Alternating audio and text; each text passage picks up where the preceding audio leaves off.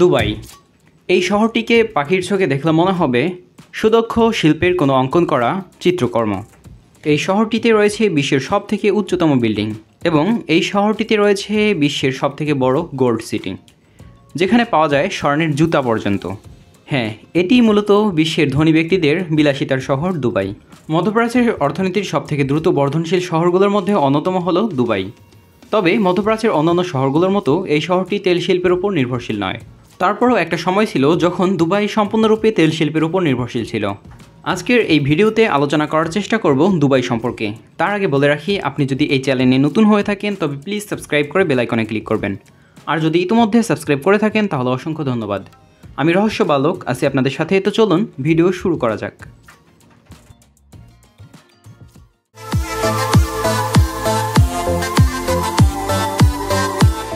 আরব আমিরাতের 7টি আমিরাতের মধ্যে অন্যতম একটি হলো দুবাই এবং আরব আমিরাতের সবথেকে জনবহুল শহর মূলত দুবাই। দুবাইয়ের নামকরণ নিয়ে অনেক প্রসিদ্ধ মতবাদ রয়েছে। তার মধ্যে অন্যতম একটি মতবাদ হলো আদ-দাবা নামক শব্দ হতে দুবাই নামের উৎপত্তি।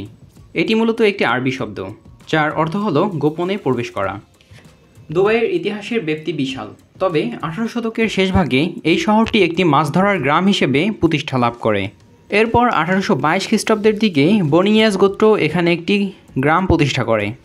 এরপর 1822 খ্রিস্টাব্দের দিকে বনি ইয়াজ গোত্র এখানে 700 থেকে 800 জন লোক নিয়ে একটি শহর প্রতিষ্ঠা করে। এই শহরটি তখন আবুধাবির শেখ তাহনুন বিন সকবুতের অধীনস্থ ছিল। এরপর 1830 খ্রিস্টাব্দের দিকে উপজাতীয় সংঘর্ষের ফলে আলবু সালাসা গোত্রের লোকেরা আবুধাবি থেকে বিচ্ছিন্ন হয়ে এখানে একটি শহর প্রতিষ্ঠা করে, যেই শহরটি মূলত আজকের আধুনিক দুবাই। এই আন্দোলনে নেতৃত্ব দিয়েছিলেন উবাইদ ইবনে সাইদ এবং মাকতুম আল বুতি। তারা দুজনে মিলে 1935 খ্রিস্টাব্দ পর্যন্ত দুবাই শাসন করেছিল। এরপর বিংশ শতকের শুরুর দিকে দুবাইয়ের তৎকালীন শাসক মাকতুম আল হাসের আল মাকতুম দুবাইকে একটি করমুক্ত রাজ্যে ঘোষণা করে। দুবাইয়ে তেল আবিষ্কারের পূর্ব পর্যন্ত দুবাই মূলত ইরানের সমুদ্র বন্দর হিসেবে ব্যবহৃত হতো।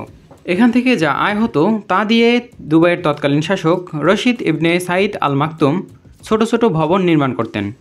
এরপর 1901 সালে 2রা ডিসেম্বর সংযুক্ত আরব আমিরাতের জন্ম হয়, যার ফলস্বরূপ দুবাইও এই রাষ্ট্রের অন্তর্ভুক্ত হয়ে পড়ে। তবে আরব আমিরাতের সাথে যুক্ত হওয়ার পূর্বেই দুবাই মূলত তেলের খনি আবিষ্কৃত হয়েছিল। 1866 সালে প্রথম তেলের খনি আবিষ্কার হয় দুবাইয়ে, যেই তেলের খনিটির নাম দেওয়া হয়েছিল মূলত ফতেহ, যার বাংলা অর্থ হলো সৌভাগ্য। তবে তেলের খনি ছিল খুবই সীমিত। এই সীমিত আকার তেলের খনি ফুরিয়ে যাওয়ার পূর্বেই দুবাইয়ের তৎকালীন শাসক খলিফা রশিদ বিন মাকতুম দুবাইয়ের অর্থনীতির চাকা তেল থেকে ব্যবসার দিকে ঘুরিয়ে দেন। এর ফলস্বরূপ দুবাইয়ের অর্থনীতি সম্পূর্ণরূপে পাল্টে যেতে শুরু করে, যার ফলে তারা পর্যটন সহ বিভিন্ন রিয়েল এস্টেট কোম্পানিতে ইনভেস্ট করা শুরু করে। বর্তমানে দুবাইয়ের বেশিরভাগ অংশ আসে মূলত পর্যটন, বাণিজ্য এবং ভারী শিল্প হতে।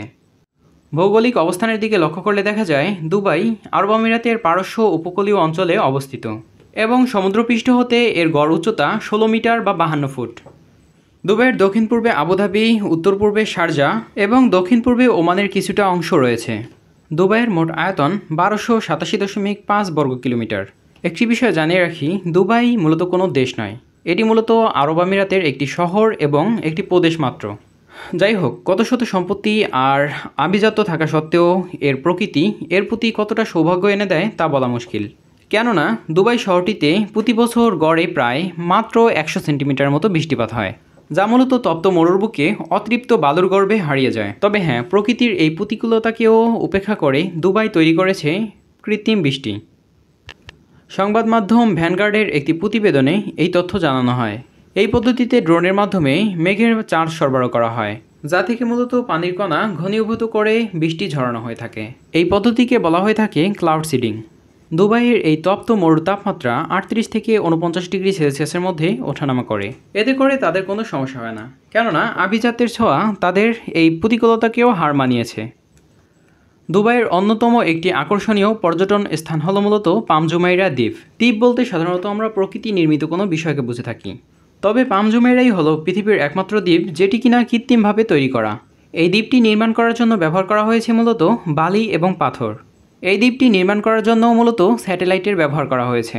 আপনারা হয়তো অনেকেই ইতিমধ্যে অবগত যে বিশ্বের সবথেকে উঁচু বিল্ডিংয়ের অবস্থান মূলত দুবাইয়ে, যেই ভবনটি মূলত বুর্জ আল খলিফা নামে পরিচিত। অনেক ক্ষেত্রে এই বিল্ডিংটিকে আবার দুবাই টাওয়ার নামেও ডাকা হয়ে থাকে। এখানে রয়েছে 7 তারকা hotel, motel, helipad, swimming pool ইত্যাদি অনেক কিছু। তবে এই বিল্ডিংয়ের একটি মজার বিষয় হলো এই বিল্ডিংয়ের 80 তলার উপরে যারা বসবাস করে থাকে তাদের রমজান মাসে ইফতার করার জন্য 4 মিনিট বেশি অপেক্ষা করতে হয়। দুবাইয়ে রয়েছে বিশ্বের সবথেকে বড় স্বর্ণ মার্কেট। এখানে কম দামে খাঁটি স্বর্ণ পাওয়া যায়। প্রথম দিকে চীন এবং ভারতের স্বর্ণের জন্য বেশ কদর ছিল, তবে বর্তমানে সেই স্থান দখল করে রেখেছে দুবাই।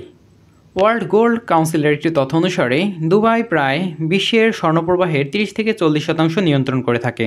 এখানে রয়েছে সমুদ্র বিচ থেকে শুরু করে অসাধারণ সব পর্যটন স্থান। দুবাইয়ে রয়েছে ইন্টারন্যাশনাল ক্রিকেট কাউন্সিল বা আইসিসির সদর দপ্তর। দুবাই যেন তপ্ত মরুর বুকে সুদক্ষ শিল্পের অঙ্কন করা কোনো একটি চিত্রকর্ম। সময় এবং সামর্থ্য থাকলে আপনিও ঘুরে আসতে পারেন দুবাই। আশা করি ভিডিওটি ভালো লেগেছে। ভিডিওটি ভালো লাগলে অবশ্যই লাইক করবেন, কমেন্ট করে জানাতে পারেন আপনার মূল্যবান মতামত। ভিডিওটি বন্ধুবান্ধবদের সাথে শেয়ার করতে পারেন এবং আমাদের চ্যানেলে নতুন হলে সাবস্ক্রাইব করে পাশে থাকার অনুরোধ রইল।